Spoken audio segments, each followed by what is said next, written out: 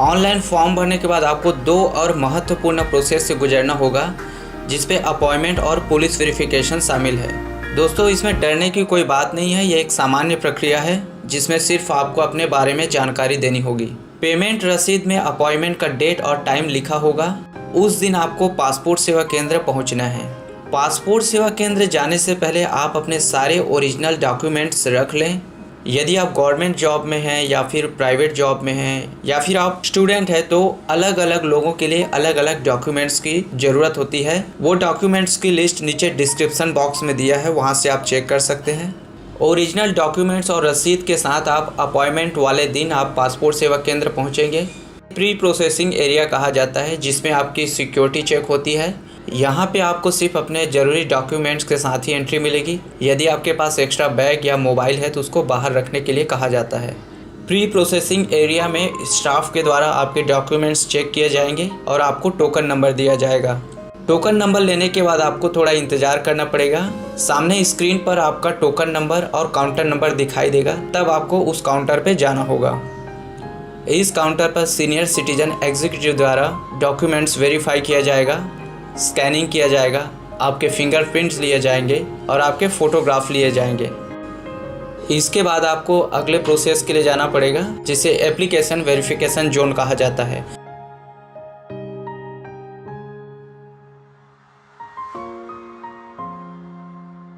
Granting zone में कुछ देर इंतज़ार करने के बाद आपका टोकन नंबर दिखाई देगा। यहाँ पर ऑफिसर द्वारा आपके बारे में जानकारी लेंगे। फिर यहाँ से वेरीफाई होने के बाद आपको कंफर्मेशन लेटर मिलेगा।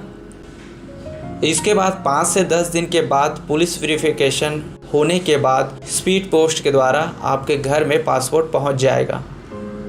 अपॉइंटमेंट के 2-3 दिन बाद लोकल थाने या नज़दीक के थाने से आपको कॉल आएगा या फिर आपको जाना होगा। लोकल पुलिस स्टेशन में आपके सारे डॉक्यूमेंट्स चेक किए जाएंगे, आपके फैमिली बैकग्राउंड के बारे में जानकारी ली जाएगी और साथ ही चेक करेंगे कि आपके खिलाफ़ कोई आपराधिक मामले हैं कि नहीं। इसके 1-2 दिन के बाद आपको एसपी ऑफिस जाना होता है। वहां से कॉल करके आपको बुलाएंगे। वहां पे आपके बारे में जानकारी लेकर सब कुछ सही होने के बाद आपको घर जाने के लिए कहा जाएगा। इसके बाद पोस्ट द्वारा आपके घर में पहुँच जाएगा। अपॉइंटमेंट और पुलिस वेरिफिकेशन होने के बाद आपको कुछ दिन इंतज़ार करना पड़ेगा। इस दौरान यदि आपको कोई कॉल आए या कोई आपसे पैसा मांगे तो आप बिल्कुल भी ना दें, वो एक फर्जी कॉल होती है। दोस्तों, यदि आपको कोई समस्या या प्रॉब्लम हो रही हो या कोई जानकारी चाहिए तो आप नीचे कमेंट बॉक्स में अपना मोबाइल नंबर और सवाल लिख दीजिए, मैं आपको व्हाट्सअप करूँगा।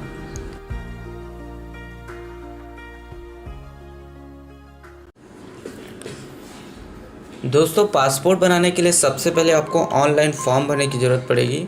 यहाँ पे सबसे पहले आपको रजिस्टर करना पड़ेगा। यहाँ पे आपकी डिटेल्स डालनी पड़ेगी पूरी। फिर आपको एक लॉगिन आईडी मिलेगी।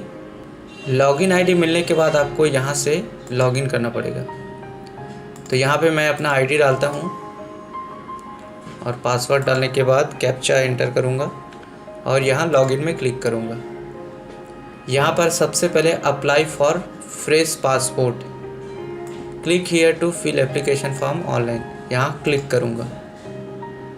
तो अप्लाइंग फॉर फ्रेश पासपोर्ट में और ये टाइप में हम डालेंगे नॉर्मल और ये बुकलेट में डालेंगे 36 पेज। ये सब भरने के बाद नेक्स्ट करेंगे। नेक्स्ट करने के बाद मैं अपना नाम डालूँगा, रेख राम। यहाँ पे मैं अपना डेट ऑफ बर्थ डालूँगा। यहाँ पे लिखूँगा मैं अपना बर्थ प्लेस। यहाँ पे मैं अपना स्टेट सेलेक्ट करूँगा, फिर डिस्ट्रिक्ट। यदि मैं सिंगल हूँ तो यहाँ मैं सिंगल पे सेलेक्ट करूँगा। सिटीजनशिप बाय इंडिया बर्थ, इस पे बर्थ ही रहने दूँगा। पैन कार्ड नंबर है तो डाल सकते हैं यहाँ पे वोटर आईडी भी डाल सकते हैं। मैं यहाँ स्टूडेंट में क्लिक करता हूँ, नो करूँगा। एजुकेशन ग्रेजुएट एंड अबोव ये डालता हूँ। फिर ये नॉन ECR है, इस पर कुछ मत कीजिए। यहाँ पे आधार नंबर डालने के बाद आपको आई एग्री में यस करना पड़ेगा और नेक्स्ट में क्लिक करना पड़ेगा। यहाँ पे आपके फैमिली डिटेल देनी पड़ेगी। ये सब भरने के बाद आपको यहाँ से नेक्स्ट करना पड़ेगा। यहाँ पे मैं नो करूँगा और यहाँ इंडिया में आप कब से रह रहे हो ये लिखना है। यहाँ पे एड्रेस डालते हैं, फिर यहाँ पे नो। फिर नेक्स्ट। इमरजेंसी कॉन्टैक्ट में मैं अपने पापा का नाम यहाँ पे लिखूँगा, उसका मोबाइल नंबर लिखूँगा, ईमेल आईडी है तो लिखूँगा, नहीं तो नेक्स्ट में क्लिक करूँगा। यहाँ पे नो में क्लिक कर दो।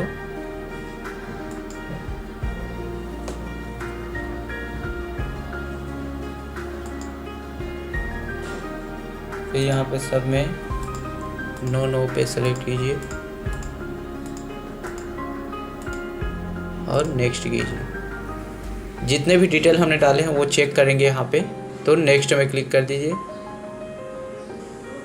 यहाँ पे सेल्फ डिक्लेरेशन फॉर्म भरेंगे, जिसमें सबसे पहले प्रूफ ऑफ बर्थ का ऑप्शन दिया है और यहाँ पे मैं सेलेक्ट करता हूँ आधार कार्ड। सेकंड पे है proof of present residential address, तो यहाँ पे सेलेक्ट करूँगा मैं वोटर आईडी। उसके बाद डायरेक्ट आ जाइए यहाँ पे पासपोर्ट सेवा SMS सर्विस, तो यस में यहाँ क्लिक कर दीजिए और ये आई एग्री में क्लिक कर दीजिए। यहाँ पे सबमिट फॉर्म में क्लिक करना पड़ेगा।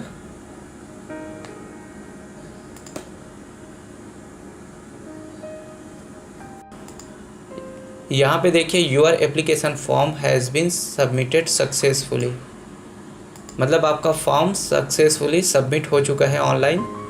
अब यहाँ पे आपको पेमेंट देना है, आपको ऑनलाइन पेमेंट करना है, तो उसके लिए आपको यहाँ पे क्लिक करना पड़ेगा पे एंड शेड्यूल अपॉइंटमेंट। इसका मतलब है कि आप पहले पेमेंट करेंगे फिर आपको अपॉइंटमेंट मिलेगा, तो यहाँ क्लिक करते हैं। यहाँ पे दो ऑप्शन दिया है, तो हम ऑनलाइन पेमेंट में क्लिक करेंगे। फिर ये डिटेल है नेक्स्ट में।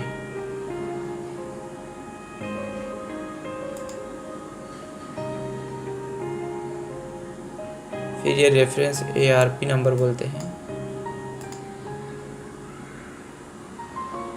यहाँ पे शेड्यूल अपॉइंटमेंट का ऑप्शन दिया है, तो यहाँ से मैं जो मेरे नज़दीक का पासपोर्ट सेवा केंद्र है उसको सेलेक्ट करूँगा। तो ये PSK रायपुर पासपोर्ट सेवा केंद्र रायपुर, यहाँ सेलेक्ट करता हूँ।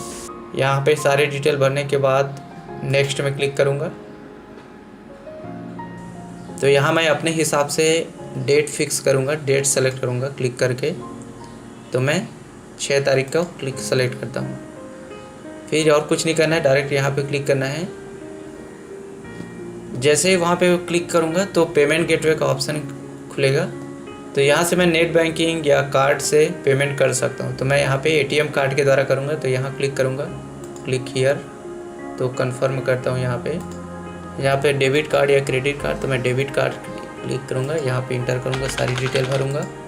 ATM की सारी डिटेल भरने के बाद मैं यहाँ पे क्लिक करूँगा और मुझे लगता है कि यहाँ से आप फॉर्म भर सकते हैं। पेमेंट हो जाने के बाद आपको फिर से लॉगिन करना पड़ेगा। पेमेंट करने के बाद मुझे फॉर्म प्रिंट करना है, तो यहाँ पे जाऊँगा व्यू सेव्ड सबमिटेड एप्लीकेशन, तो यहाँ पे मैं सेलेक्ट करता हूँ फाइल नंबर, फिर प्रिंट एप्लीकेशन रिसिप्ट।